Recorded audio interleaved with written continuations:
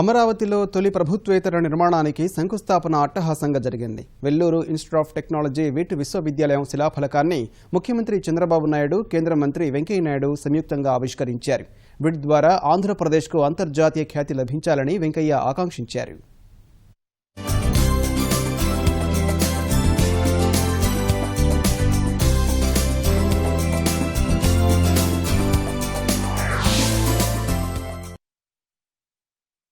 రాజధాని ప్రాంతాన్ని విద్యా కేంద్రంగా మార్చాలనే ఆకాంక్షకు అనుగుణంగా ప్రభుత్వం అడుగులు వేస్తోంది. ప్రతిష్టాత్మక వెల్లూర్ ఇన్స్టిట్యూట్ ఆఫ్ టెక్నాలజీ విట్కు గుంటూరు జిల్లా ఐనవోలులో పునాదిరాయి పడింది. 200 ఎకరాలను ఈ విశ్వవిద్యాలయం కోసం ప్రభుత్వం కేటాయించింది. కేంద్ర మంత్రి వెంకయ్యనాయుడు, ముఖ్యమంత్రి చంద్రబాబు చేతుల మీదుగా విట్ శంకుస్థాపన జరిగింది.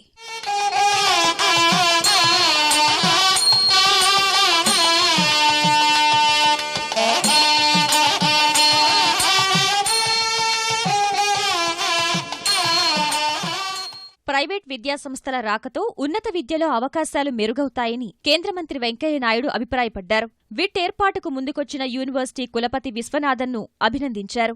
ముఖ్యమంత్రి గారు ముందు చూపుతో విశ్వనాథన్ గారితో మాట్లాడి, మా రాష్ట్రం రండి, మేము ఇక్కడ మీకు స్థలం ఇస్తాం, మంచిగా విశ్వవిద్యాలయాన్ని ఏర్పాటు చేయండి, మా విద్యార్థులు అక్కడి దాకా రావడం ఎందుకు, మీరే ఇక్కడికి రమ్మంటే మనం అక్కడికి వెళ్లకుండా వారే ఇక్కడికి వచ్చి మీ దగ్గరికి వచ్చి ఈ విద్యా సంస్థను ఏర్పాటు చేయడం అవుతుందో చాలా సంతోషకరం, చాలా అభినందనీయం అని ఈ సందర్భంగా మీ అందరికీ మనం చేస్తూ ఉన్నాను. ప్రభుత్వము ప్రైవేటు వాళ్ళు కలిసి పనిచేయాల్సి ఉంది.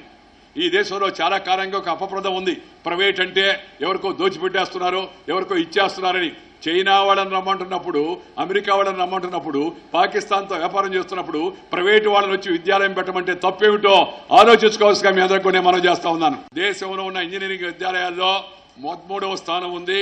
అన్నిటికన్నా ముఖ్యం, ప్రైవేటు విద్యాలయాల్లో నెంబర్ 1 ర్యాంక్ ఎవరిదంటే విఐటీలని చెప్పిన సందర్భంగా మీ అందరికీ మనం చేస్తా ఉన్నాను. ప్రైవేట్ రంగంలో మొట్టమొదటి సంస్థగా అమరావతిలో విట్కు శంకుస్థాపన జరగడం శుభసూచకమని సీఎం అన్నారు. 1984లో 180 మంది విద్యార్థులతో ప్రారంభమైన విట్ ప్రస్తుతం 32,000 మంది విద్యార్థులకు విద్యను అందిస్తూ ఉండడం ఆ సంస్థ నిబద్ధతకు నిదర్శనమని కొనియాడారు. ఇది నా జీవితంలో ఎప్పుడూ మర్చిపోలేని రోజు. మొదటి యూనివర్సిటీకి ఇక్కడ మనం ఫౌండేషన్ వేసుకున్నాం.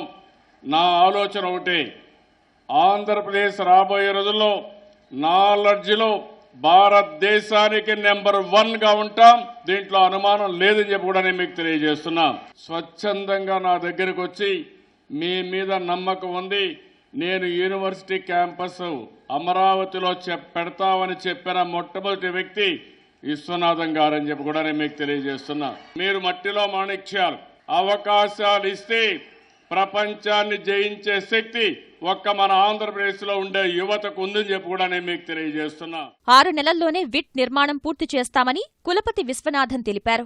2,000 కోట్లతో ఈ విశ్వవిద్యాలయాన్ని స్థాపిస్తున్నట్లు చెప్పారు. Sir, this friendly and transparent policy of Andhra Pradesh, I hope this will become a hub of higher education in this country. And we will attract students, not only the 36 states and union territories of India, and also from various foreign countries.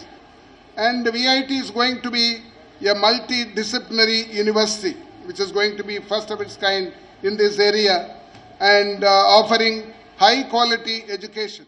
AP stars పేరుతో పల్లెల్లో inter చదివి అత్యుత్తమ ప్రతిభ కనబర్చిన 26 మంది విద్యార్థులకు పూర్తి ఉచిత engineering విద్య అందించేందుకు విట్ నిర్ణయించింది. ఈ పథకాన్ని శంకుస్థాపన సందర్భంగా ముఖ్యమంత్రి చంద్రబాబు ప్రారంభించారు. విట్ ఏర్పాటవుతున్న శాఖమూరు, ఐనవోలు, వెలగపూడి గ్రామాలను దత్తత తీసుకుని వాటిని విద్యా, వైద్య రంగాల్లో అభివృద్ధి చేసేందుకు ఆ సంస్థ ముందుకొచ్చింది.